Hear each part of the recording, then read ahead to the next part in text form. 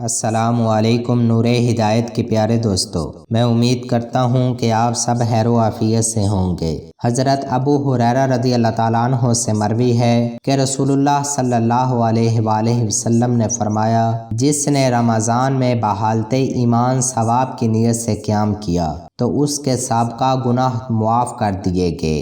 ایک اور روایت میں نبی کریم صلی اللہ علیہ وآلہ وسلم نے فرمایا، بے شک اللہ تعالیٰ نے رمضان کے روزے فرض کیے ہیں اور میں نے تمہارے لیے اس کے قیام نماز تراویح کو سنت قرار دیا، لہذا جو شخص ایمان اور حصول ثواب کی نیت کے ساتھ ماہ رمضان کے دنوں میں روزے رکھتا اور راتوں میں قیام کرتا ہے تو وہ گناہوں سے یوں پاک صاف ہو جاتا ہے جیسے اس کی ماں نے اسے ابھی جنم دیا ہو۔ حضرت عائشہ رضی اللہ تعالیٰ عنہ سے مروی ہے کہ انہوں نے فرمایا، جب ماہ رمضان شروع ہوتا تو رسول اللہ صلی اللہ علیہ وآلہ وسلم اپنا کمر بند کر لیتے، پھر آپ اپنے بستر پر تشریف نہیں لاتے یہاں تک کہ رمضان گزر جاتا۔